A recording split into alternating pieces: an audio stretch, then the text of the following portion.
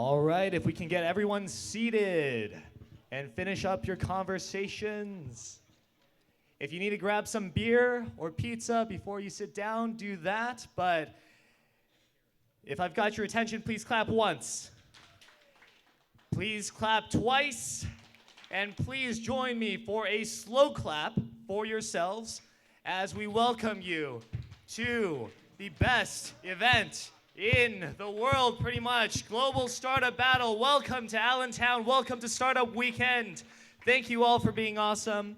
Thank you for your patience as well, as people trickle in and try to find this place. I know Allentown. How many of you are in Allentown for the first time ever? Please raise your hands. All right, Josh, you are absolutely achieving your goal right here. So if you don't know, Allentown is a fantastic place that could use a bit of revitalization. And Josh Lucas and Work Hard Pittsburgh, the guys at RE360 as well, their goal is to bring as much talent, energy, interest to this area as possible. And each of you being here tonight is really contributing to that effort. So without further ado, since I see everyone nice and seated, I would like to welcome Miss Casey Worley, a Pittsburgh all-star who moved out to Seattle about a year ago, is currently working for Techstars, and is managing the entire global startup battle thing around the world. So please give her a warm welcome, Miss Casey Worley. Thank you. Next slide, please. Click, click. It's not working. Oh, not the right one. Oh, other way. Oh.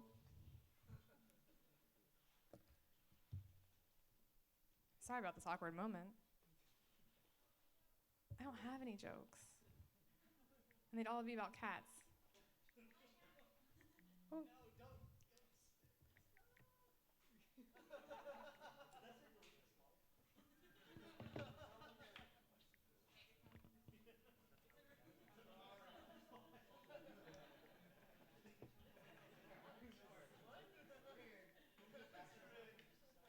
All right. View. Okay, hello, it's me again. Thank you, everyone. So before we get into everything, I just want to introduce myself. There's a lot of new faces and a lot of familiar faces, which is awesome. As Kenny said, I'm Casey Worley, and I'm visiting my alumni town of Pittsburgh from Seattle. Sorry I moved to the West Coast, but I'm back for this weekend. They flew me out here to help facilitate the weekend, which is awesome. I used to be an organizer of Startup Weekend Pittsburgh. I organized 4 or so. I kind of stopped counting.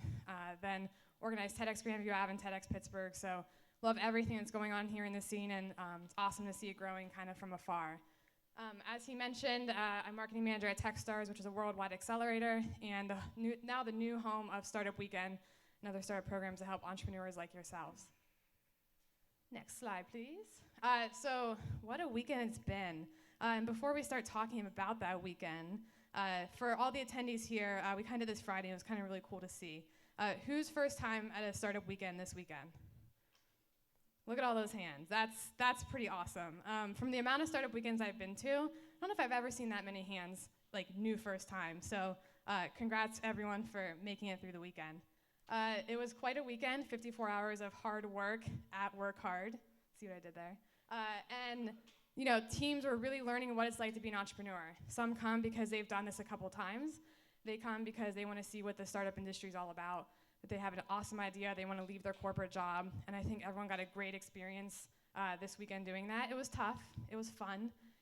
Team problems, new ideas. I think a team pivoted once, twice, 3 times, right? 3 times? Yeah, so what a weekend it was, and we're super excited to see all the work they've done here, and we're really excited to have you guys here with us for it. So before we get started, we're going to have many round of applauses for them, but organizers, please raise your hand. Josh, Kat, Kenny. Awesome. So let's give them a round of applause for doing this. So these guys are volunteers. They're doing this out of the kindness of their heart and the spirit they have for the Pittsburgh scene. So they're doing this in their spare time, and it's amazing work that they do, everything they're doing to help kind of build this community and help these entrepreneurs. Local sponsors. So we want to thank all the sponsors on here, all the sponsors on the slide behind here. Without these sponsors and their funds and their resources, none of this could be possible. They are fully funding the happening of this event. So our platinum sponsors, Academy, iFlow, and Throwmill, which I believe has applications open, so apply for that. And then our other sponsors that you see on there. Startup Weekend. So a little bit about the organization Startup Weekend. The official motto is no talk, all action, right? Build a company in a weekend, launch your ideas. Our mission is to change the lives of entrepreneurs and to kind of be that spark of change of what they can do and what's possible for them. Global movement with over 200,000 attendees that have gone through the program. Now you guys can call yourself Startup Weekend alumni. 10,000 volunteers, including organizers and other awesome volunteers that make these events happen. And it's happened in over 800 cities in 135 countries, which is more than Starbucks. So this weekend, you kind of might have seen the marketing around it, is a special edition of Startup Weekend. It's called Global Startup Battle, which is really kind of special to me because it's this little project that I like to manage at Techstars. So Global Startup Battle happens once a year around Global Entrepreneurship Week, which the whole world's kind of celebrating right now. And we do this to help bring everyone together in with other cities, show that entrepreneurs around the world are doing the same thing.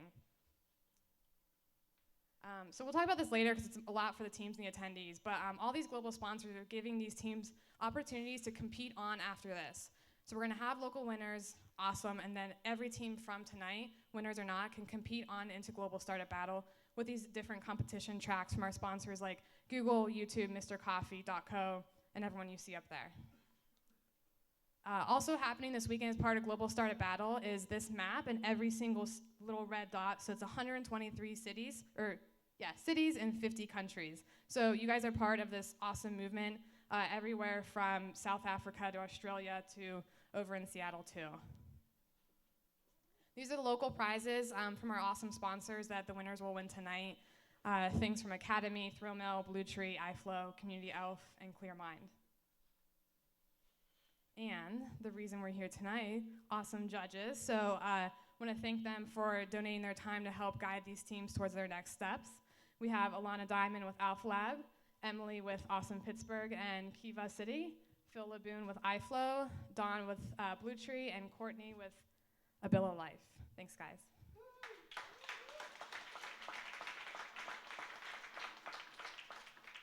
So these teams are going to get up and pitch, and they've been working towards one thing, is to create an awesome company and product, work as a team to pitch up here tonight.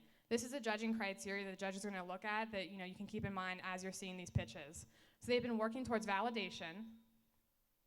Did they get out and talk to customers? Do they know who their target market is? And are they actually solving a problem for those customers?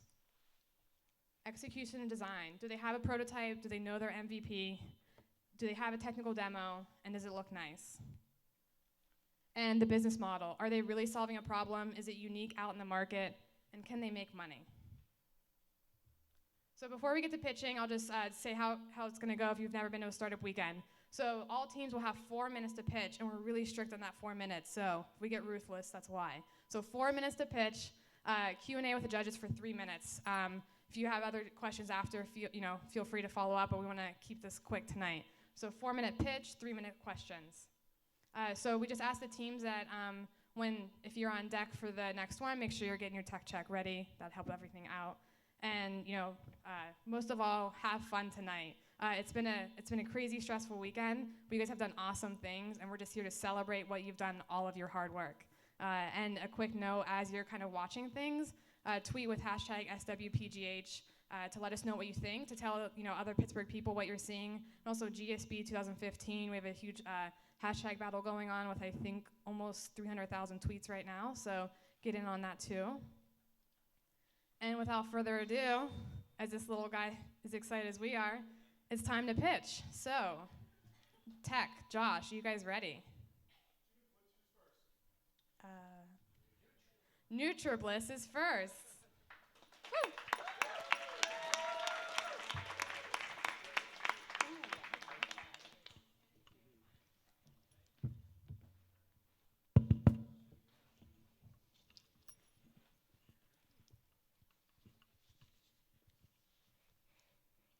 Hey guys, we're Nutribliss, a health-driven meal prep service. Our mission is to provide consumers with health-driven, 7-ingredient, 7-minute recipes 7 days a week. So there's 90% of younger Americans, they think they're eating healthier than they really are. So we had a 60-person survey we sent out, and 74% of college students said they have health concerns. So we want to provide that solution. That is a free health-driven meal prep service based upon local grocery sales. So we provide simple, quick, and healthy recipes backed by registered dietitians. So that survey, 92% were interested in Nutribliss. So we want to make it really simple. You first make your profile, your health preferences, your food, and your location. It outputs free, unlimited recipes for the whole week, and it tells you the best place to go shopping with that grocery list. Just in the past 2 days, my teammate did a full demo that's fully built from scratch for the website. It's just a quick video demo. Hopefully it loads. Maybe. So this is just the homepage where you log in, you put your email, password, and you sign up. So that'll direct you to your profile page, where, as I mentioned, you put in your health, you put in your food preferences and your location, and it'll output the best recipes for you. So say for dinner tonight, I want to make some tabbouleh. You know, we all love Lebanese food.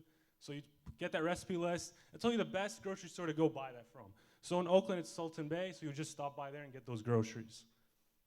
We also did a full mobile app mock-up in also 2 days, full from demo from scratch. It's the same kind of interface. And this will load too, maybe.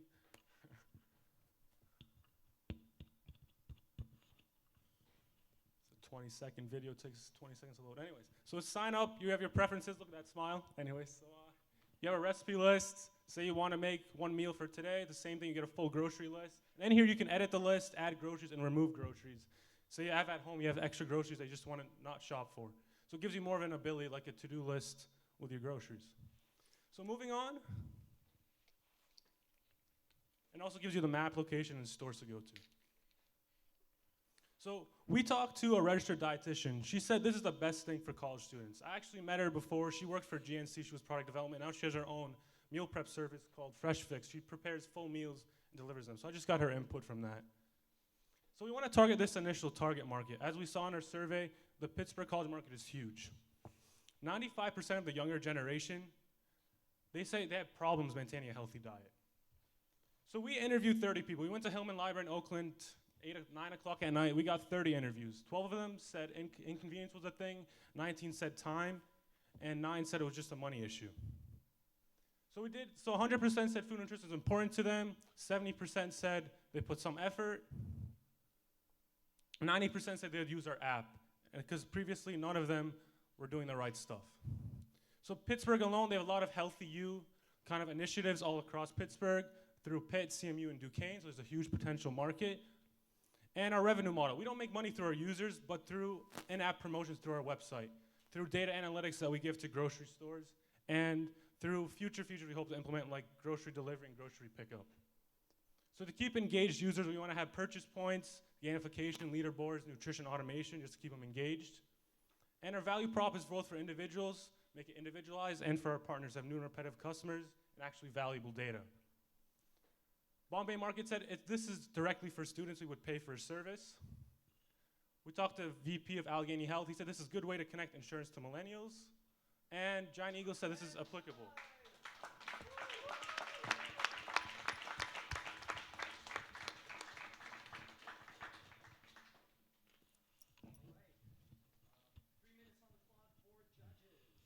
So I saw your next slide was competition. Do you want to tell us what you know about your competition? Yes, sir. So we went through, there were mainly 7 competitors. Those video loading times screwed up. Anyways, there were 7 competitors. We kind of showed, there's from Blue Apron. There's a lot of meal prep services. There's from Blue Apron.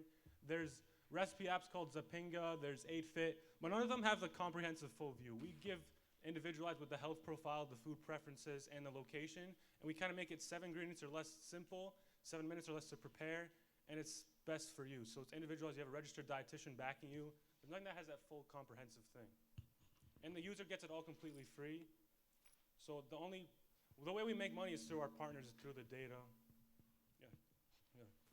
So tell me about how you solve the problem that you identified, the 2 problems of time and money. How does your app solve those two things? Yeah, so in terms of time, I know I'm a college student, so I barely have time to cook, even though most of those pictures are me cooking. So like I make the time, I meal prep.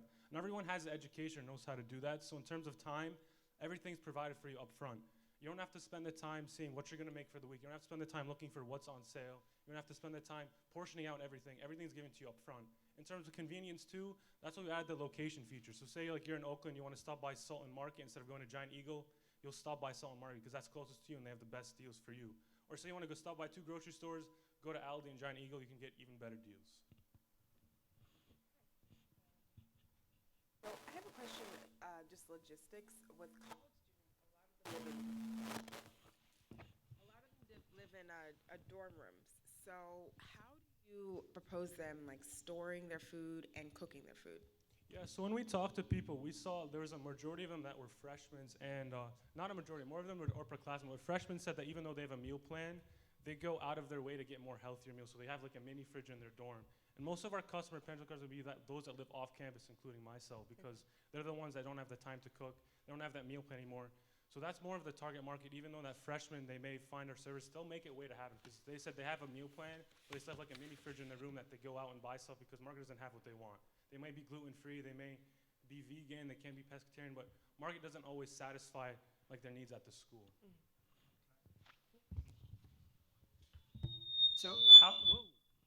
How are you getting the data from all these? You said you're going to find the best prices. How are you going to get the data from all these small independently owned stores? Yeah, so like we talked to Sultan Bay, so he's the guy that he does his own inventory. So we actually talked to the owners. He said he would provide us with that. He said actually talk to his son because he deals with all that back end stuff. He would actually provide that to us because they have their own inventory system. And once we get enough data from them through like our first like initial round through like all these local grocery stores, we hope to have enough results to like go up to Giant Eagle, go up to Aldi. Because we actually did approach Aldi. This only shift manager wasn't there. We did approach Giant Eagle. We actually did talk to a grocery store manager, as I said, and he said it's really applicable, and he said he'd be interested in the future of us once there's like proof of validation. Then there's ways to kind of partnership with that. Yeah, like Jason said, it's all about getting the grocery stores to be on our side. The technical side is simple. We would like to get vendors to drop off their daily inventory data onto our server. At first, we can have just daily snapshots of their inventory. Later, we can increase it to a real-time inventory watch so that our shopping list is not just location-based, but also time-based, which makes it more useful. And but the problem that we will face is to get authorization from the vendors to send data to us. Yes, it's all a political question.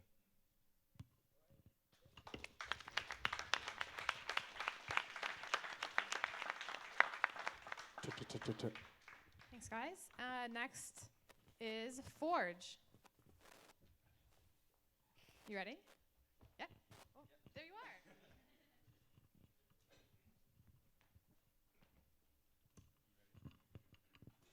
Hello, guys. I'm Ishvaris Davis.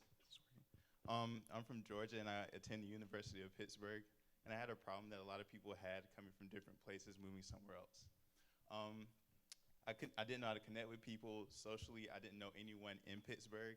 I didn't know what to do when I got here. And those were all big problems for me. And the way the university tried to solve that was through a Facebook group. And the Facebook group had a lot of problems that they didn't really see, but a lot of students had. So one was the awkwardness in communication. It's a big group-based thing, and only a few really social people talked. I don't talk much myself, so I didn't want to say anything. So I left about 4 people becoming friends on the floor, the other 76 of us not really knowing anyone new. The other problems were difficulty in finding something to do with other people. Short term, if I want to play basketball in 10 minutes, I didn't know anyone to do it with or where to even do it. So the problem with the Facebook thing was that there was also a lot of notifications. A lot of people do things I don't really care about. I only want to do what I want to do, and that's what I want to see. That's what I want to be notified of. So there's a lot of other apps trying to do this right now, such as Facebook, Meetup.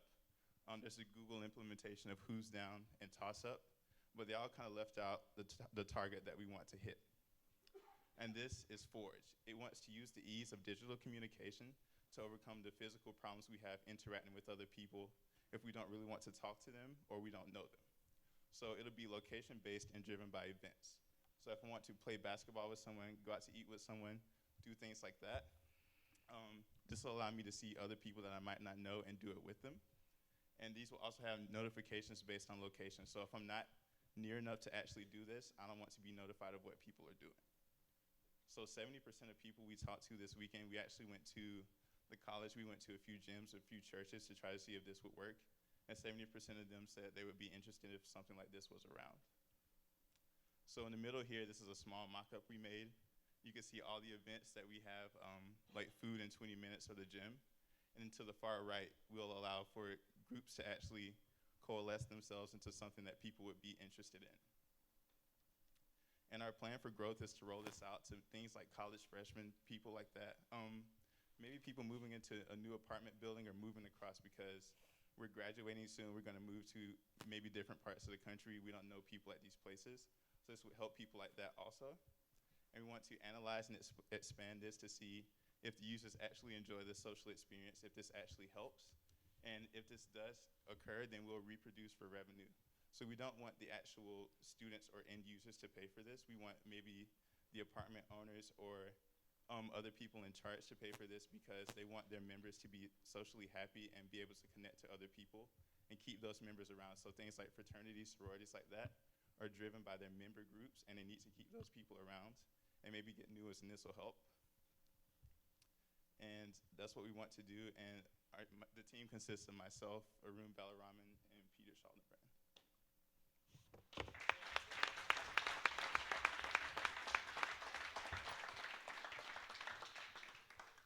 Can you tell me how you will let people know about the app and how you'll incentivize them to download it?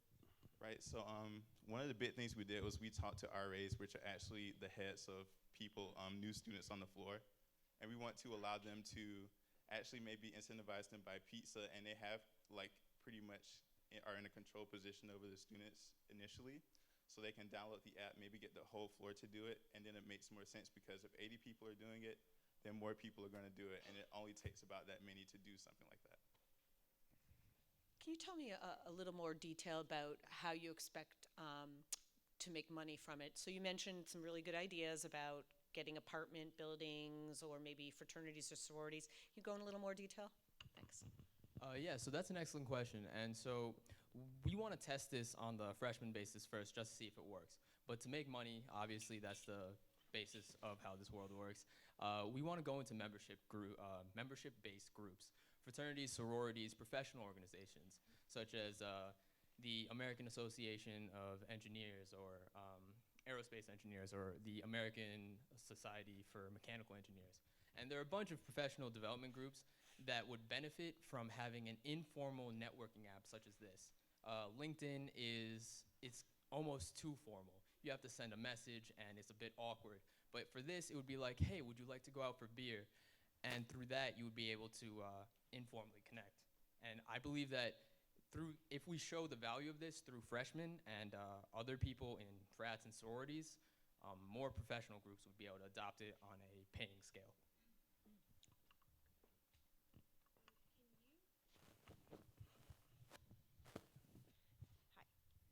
Could you explain a little bit about how you're different from other, I know you had competition and like Foursquare, for instance. How are you different from them? How are you taking this to the next level? So essentially what they have, so Foursquare isn't going to help me if I want to do something within like 10 minutes. It'll like I check in and show where I've been. That doesn't help me in the future. Okay. What Facebook has is not, people our age, people younger don't really use that to say, I want to do something soon. They'll maybe post something big or like have a birthday or something like that, but that's not what we're going for. We're going for immediate activity for with people around us. So that's what we're focusing on.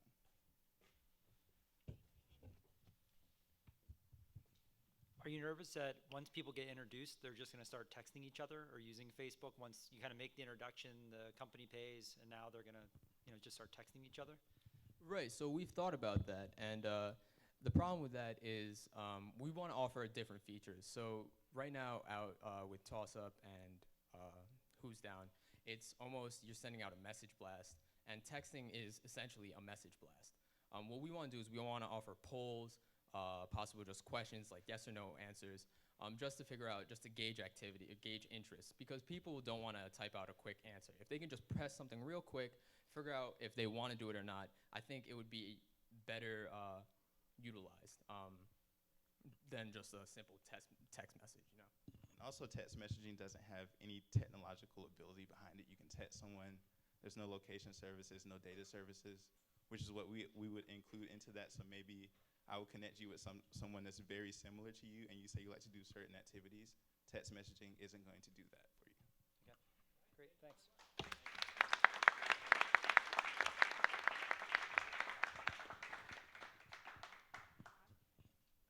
All right, up next we have BeerSlueth.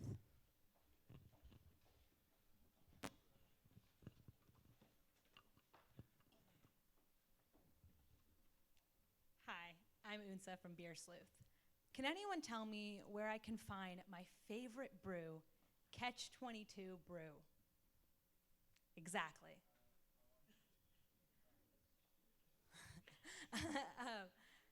That's why we're here. We're BeerSlueth, and we're gonna help you find your beers faster.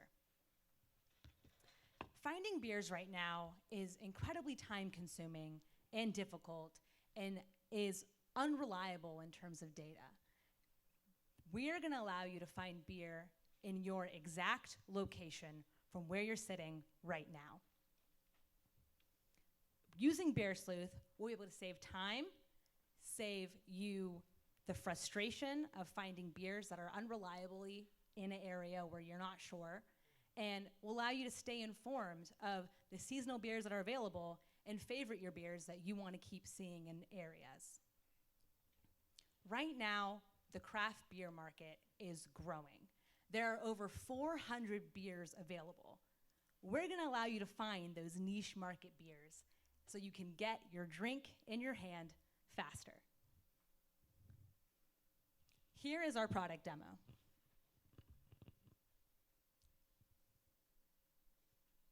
You can log into the application and you can search for a beer that you want. One of my favorites is Lion Stout. It'll bring up the auto-populated list, and you can see where those beers are to your current location. Hambones has it. I can go to Hambones and look to see if it will take me there, and it will give me the map and the directions to get my beer now. I can go into that bar and say, hey, this beer is here.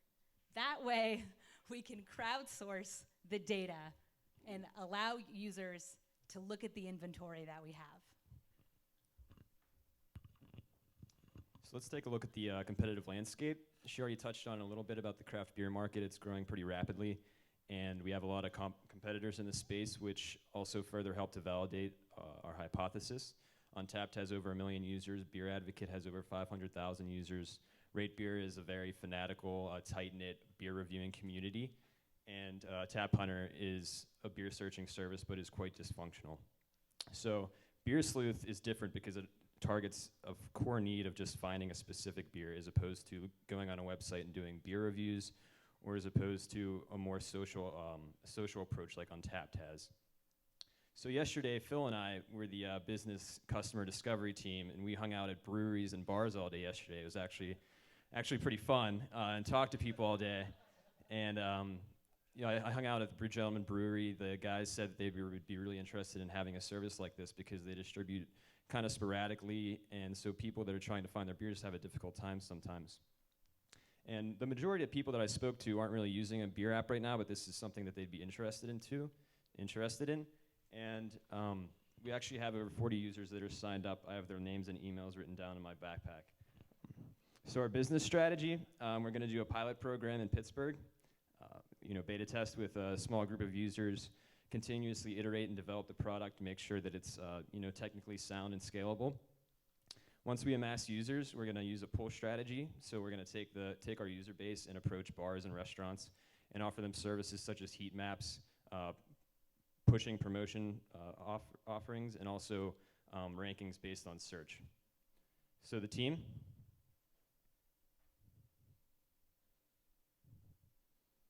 Our founder and CEO, Ben, is already a founder of a successful software consulting firm, and we're a really passionate team and have a working product if you want to come check it out after.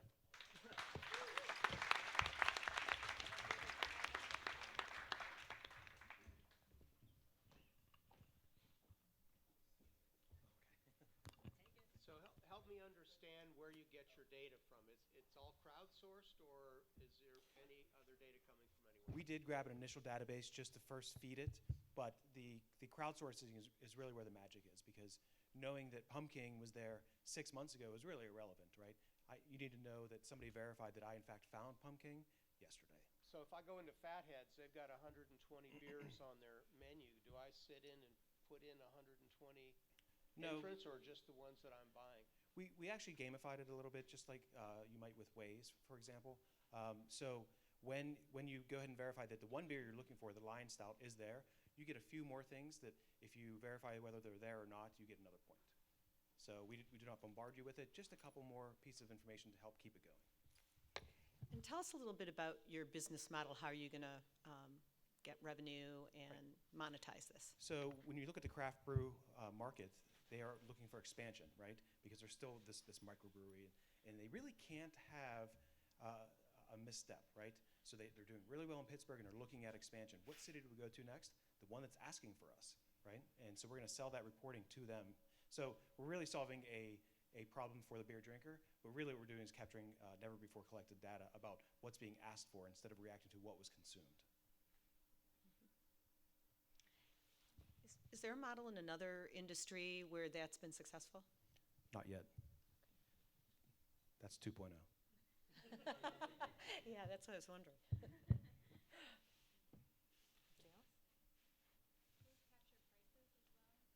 Pricing is in it. Right now, we wanted for MVP just to talk about the actual beer being available. So, with sort of craft brews, a lot of the time people are unfamiliar with the taste of it. Is there going to be a way that you could sort of say, if you liked this mainstream beer, you might like this? We already have the categories in place, Okay, so great. absolutely. Yeah, because I mean, it'd be difficult if it's something that's local in Pittsburgh. How does someone in Virginia know about it? And so, sort of doing that matching would be helpful. We already have the categories in place. Great. So, right. Anybody that wants to download it, the full version is available for iOS and Android tonight. We did it this weekend. And explain to me your revenue model again. So selling the information to the breweries about what the market is asking for, so that helps them make guided decisions about expansion. But then also for the taverns, if Dawn, if you are looking for Lion Stout, for example, a tavern might see that request and offer you maybe a free appetizer. Come on in. You're going somewhere either way, right? Because you're going to look for that beer. So that'll be another revenue stream for us.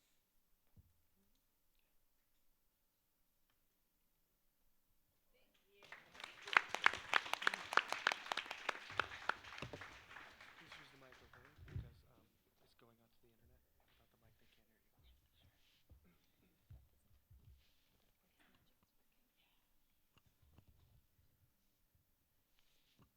Oh, there, it's on.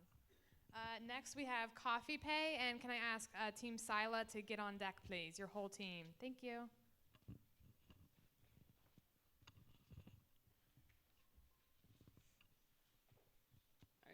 Hey everybody, I'm Justin. This is CoffeePay. It's an app for pre-ordering and monthly subscriptions for coffee with your favorite local independent coffee house. Well, that's not a good start.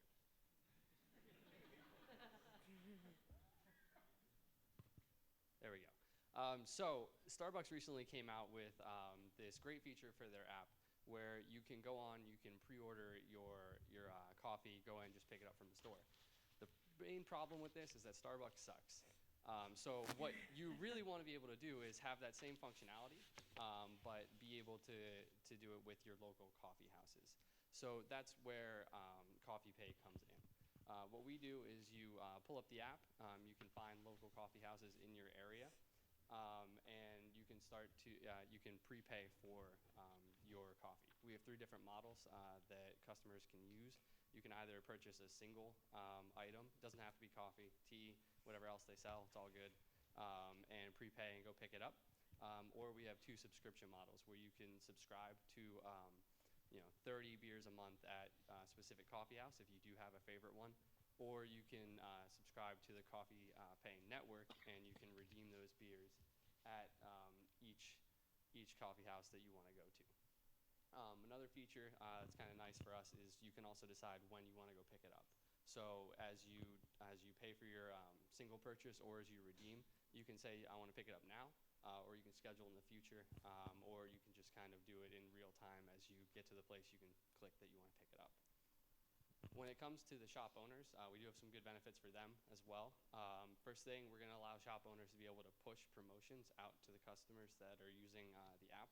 Not necessarily the ones that are signed up with them, but anybody in the app. So if you're having a slow day, push out a 2-for-1 special for the next hour. Try and get people to come in. We're also going to work towards having seamless point-of-sales integration, which is a big point for them. When people make purchases in our app, they need to be able to just go right into their system so they can take care of that. And last, we're going to work on making it a branded experience. When you use our app and you decide, I want to go to Zeke's Coffee, you bring up Zeke's and it becomes a Zeke's Coffee app rather than the CoffeePay app. So we, as far as customers go, we did do some surveys. An overwhelming majority of people, I think last I checked it was above 90%, said they would use the service to buy coffee with. We did want to get out on the streets though, so we went to the local coffee houses and interviewed some people. 10 out of 11 of the coffee drinkers that we interviewed said they would use this app. The 11th guy actually doesn't drink coffee, so I don't know why he was hanging out there, but whatever. We also tried to talk to some shop owners, and we were able to speak with 5 of them. It was a little tough on the weekend. Sometimes people were closed, but 5 out of 5 actually said they would be willing to use this app. They were really interested in the specific coffee house subscription, lets them get a lot of money up front, as well as the ability to push promos. As far as competition on the market, there's definitely some competitors out there. They can't do all of the different things that we can do. They're mostly just going to be single items, or they can have a subscription for the network. But in terms of shop-specific subscriptions, being able to set the pickup times, and a lot of the features we talked about for the coffee houses, we'd be unique in that regard. Revenue-wise, we're looking to take a 5% cut of any of the purchases. If we can get into 25 coffee shops and just 5% of the users actually use the app, looking at $200,000 a year. Next steps be app development and make sure we get the POS integration, and then trying to get out there and expand. So I'll open up for any questions. I'm also going to ask my team to come up because they're a lot smarter than I am and will help you be able to answer. In the coffee shops you talked to, how many different point-of-sale systems did you encounter? So with the ones that we went to, I believe we had 4 different point-of-sale systems. We did do some research past that. It's generally 8 or so big ones, especially with like a local coffee place rather than a big chain. Point of sales is definitely a big issue. A lot of the systems, though, a lot of the companies are starting to put out APIs or development kits that kind of help you integrate. Some of the other ones, it's more like custom basis, so that is definitely a big point of focus moving forward. I was curious, you talked to 5 coffee shop owners. Did you test the 5% cut with them? Because that's more than a credit card, right? It is. One of the things, actually, I'm going to hand it over to Justin to talk about kind of how that affects the owners themselves. Yeah, we didn't actually talk to him about the 5% cut. It is more than a credit card. It is more than Square. But they currently make around 70-75% profit margins on coffee. We would bring it down to 65% for the individuals that do sign up, that use our app. Those individuals would only be paying 65% profit margins to the coffee shop. But we envision that we get each one that uses our app to come at least one more time to the store, and after we get them to come back more, it would make up for that lost profit margin. Another big thing there is you're kind of following the gym model, where you make a lot of your profit off the people that sign up and don't actually go. So if you have somebody that signs up for a 30 cup a month subscription, they only show up and get 20. You're getting an extra 10 cups that have already been paid for. So we are cutting into the profit definitely a little bit. but we're hoping that we can up the revenue enough that it makes sense for the coffee shops. So if you sign up for 30, you have to pay for all 30. You don't get. Yes, it does depend on the subscription. If you sign up for the CoffeePay service, it ends up when you deal with the individual coffee houses, it's kind of similar to we pay out like a single purchase because we're not sure which one they're going to use. If they sign up for a 30-cup subscription at a specific place, that place gets all the money up front. There's a lot of competitors up there I never heard of. Is it very similar to what you're talking about where you prepay coffee, just you have different bells and whistles, or? Yes, they all have similar strategies. It's definitely very location-oriented right now. It's a lot of new people who I think are trying out in specific markets. And as we kind of look towards, what are they doing and what can we do better, that's where we started to come up with some of the features for the coffee houses that they can use, as well as some of the extra features for the people buying coffee.